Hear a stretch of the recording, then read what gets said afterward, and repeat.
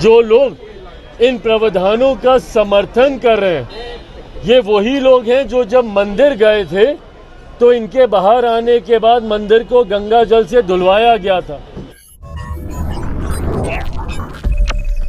नमस्कार, आप देख रहे हैं ब्रेकिंग बिहार। चिराग पासवान पहुंचे पटना और पटना पहुंचते ही विपक्ष पर तीखा हमला किया। वक्फ बोर्ड को लेकर के सीधे तौर पर चिराग पासवान ने कहा कि जिस प्रकार से लोकसभा चुनाव के समय यह भ्रम फैलाया गया कि मोदी सरकार आएगी तो आरक्षण खत्म हो जाएगा, संविधान खत्म हो जाएगा, उसी तरह वक्फ बोर्ड को लेकर के जो बिल लाया गया है इस पर भी विपक्ष भ्रम फैला रहा है। यह निश्चित तौर पर मुसलमानों के लिए, खास करके गरीब मुसलमानों के लिए फायदे वाली बात है। इसके साथ ही साथ जीतन राम मांझी प्रकरण पर जब उनसे सवाल किया गया तो सीधे तौर पर नाम न लेकर के इशारों में चिराग पासवान ने कहा कि यह बिल जो है इसमें कहीं से भी, यह जो आदेश आया है इसमें कहीं से भी छुआछूत की बात नहीं की गई है। जो लोग इसका समर्थन कर रहे हैं उनको यह याद रखना चाहिए कि जब आप मंदिर में गए थे, आपके मंदिर से निकलने के बाद किस प्रकार से मंदिर को धोया गया था। एक मुख्यमंत्री के साथ अगर इस तरह की बातें होती है तो निश्चित तौर पर माना जाएगा कि समाज में अभी भी छुआछूत है। क्या कुछ कहा इन तमाम मसलों पर चिराग पासवान ने, आपको सुनाते हैं। पेश किया गया है, पास नहीं किया गया है, इसको सिर्फ इंट्रोड्यूस किया गया था इस बिल को। देखिए, ये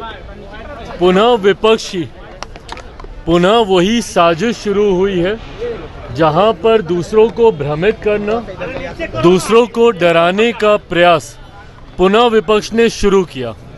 जिस तरीके से लोकसभा के चुनाव में आरक्षण खत्म हो जाएगा, संविधान खत्म हो जाएगा, इस तमाम तरीके की भ्रमित बातें करनी शुरू की, तो वहीं वक्फ बोर्ड में ये जो अमेंडेशन, ये जो उसको अमेंड करने का जो ये बिल आया है, उसको लेकर पुनः इस बात का भ्रम फैलाने का प्रयास किया गया कि ये मुसलमान विरोधी है, मुसलमानों के हक छीनने के लिए इस कानून को लाया जा रहा है। जबकि अगर आप इसको पढ़ेंगे तो ये वक्फ बोर्ड में पारदर्शिता लाने की सोच के साथ इस कानून को लाया जा रहा है। इसमें कई ऐसी बातें हैं जिसका सुझाव जब विपक्ष सत्ता में था उन्हीं के द्वारा दिया गया था, पर उस वक्त क्योंकि ये लोग इसको लागू नहीं कर पाए थे और ये मामला लंबे समय से पेंडिंग था, और कई ऐसे मुस्लिम संगठन भी हैं जो इसकी समय समय पर पैरवी करते रहे हैं,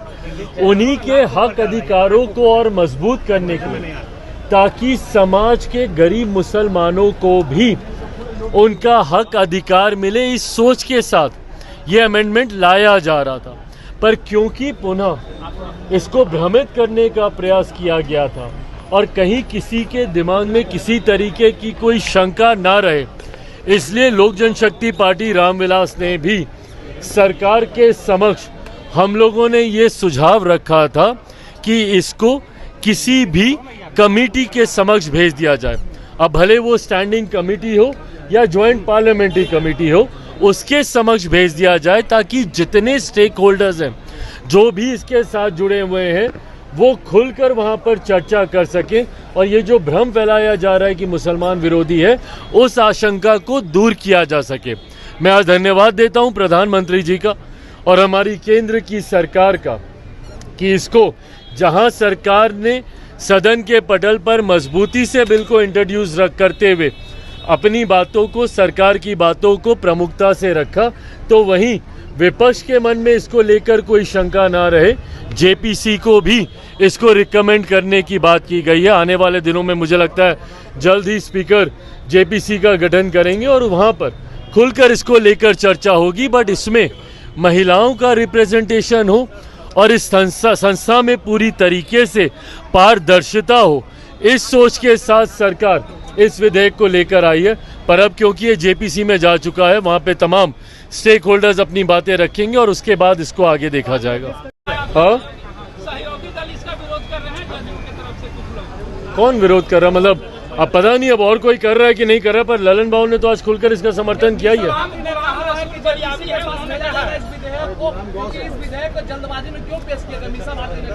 अरे भैया, जल्दबाजी में कहा, लंबे समय से इस विधेयक पे काम हो रहा था, बल्कि यूपीए के समय से इस विधेयक पे काम हो रहा था।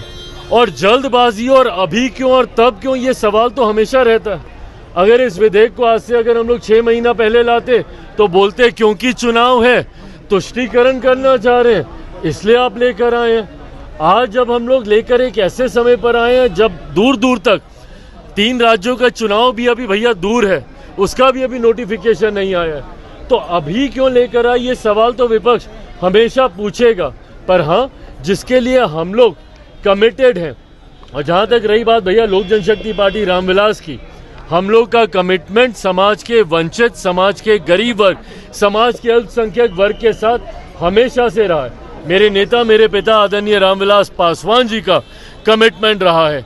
ऐसे में सरकार का हिस्सा रहते हुए ऐसा कोई विधेयक हम लोग के रहते हुए नहीं आएगा जो समाज के किसी भी वर्ग के साथ कोई अन्याय करे। पर विपक्ष बार बार भ्रमित करने का कार्य करता है, लोगों को डराने का काम करता है, कभी विधेयक को लाने के समय को लेकर, कभी उसके पीछे के इंटेंशंस, उसकी मंशा को लेकर। ये सोच गलत है विपक्ष की। आपके बयान पर अपनी बातों को रखें। हाँ, मांझी जी आपके बातों पर रखे हैं, अपनी बात और करें कि केवल 4 ही जाति के लोग आगे बढ़ेंगे। देखिए मांझी जी के बयान पे मैं कोई टिप्पणी नहीं करूंगा, पर क्योंकि इस दौरान मैंने कई अनुसूचित जाति संगठनों से मैंने बातचीत की, पार्लियामेंट में कई सांसदों से मैंने बातचीत की, और संभवतः आने वाले दिनों में अनुसूचित समाज से आने वाले सांसदों के साथ एक सर्वदलीय बैठक भी हम लोग करेंगे। ऐसे में मैंने इस बात को प्रमुखता से तब भी कहा था, पुनः एक बात दोहराता हूँ कि इसमें जो ये ऑब्जर्वेशन सुप्रीम कोर्ट के आए हैं, इसमें कहीं पर भी अनटचेबिलिटी शब्द का जिक्र भी नहीं है। अगर आप 550 पन्नों से ज़्यादा का ये जो ऑब्जर्वेशन आया है, उसमें अगर आप टिप्पणियों को पढ़ेंगे तो कहीं पे भी अनटचेबिलिटी के शब्द का इस्तेमाल नहीं किया गया। जबकि अनुसूचित जाति ये वो कास्ट हैं जिनको शेड्यूल किया गया है भारत के संविधान में, जिनका आधार ही छुआछूत रहा, जिनको समय समय पर सिर्फ और सिर्फ छुआछूत की वजह से गांव से बाहर रखा गया, इनको छूना पाप माना गया, इनको देखना तक पाप माना गया। ये वो जातियां हैं। तो ऐसी जातियों में क्रीमी लेयर का प्रावधान संभव ही नहीं है। क्यों? क्योंकि आज भी ऐसे उदाहरण हैं जहां पे एक दलित युवक को घोड़ी चढ़ने पर रोका जाता है। हाल फिलहाल का उदाहरण, एक आईपीएस ऑफिसर ने सिक्योरिटी की डिमांड की ताकि वो घोड़े पे चढ़कर अपनी बारात को लेकर जा सके। और मैं नाम लेना नहीं चाहूँगा, बट जो लोग इन प्रावधानों का समर्थन कर रहे हैं, ये वही लोग हैं जो जब मंदिर गए थे तो इनके बाहर आने के बाद मंदिर को गंगा जल से धुलवाया गया था। अगर एक पूर्व मुख्यमंत्री, उससे बड़ा कौन भैया, अगर उसके साथ भी आज की तारीख में भी छुआछूत होता है तो इसका आधार, डिस्क्रिमिनेशन का आधार सिर्फ और सिर्फ अनटचेबिलिटी है। इसमें क्रीमी लेयर का कोई प्रावधान संभव नहीं है।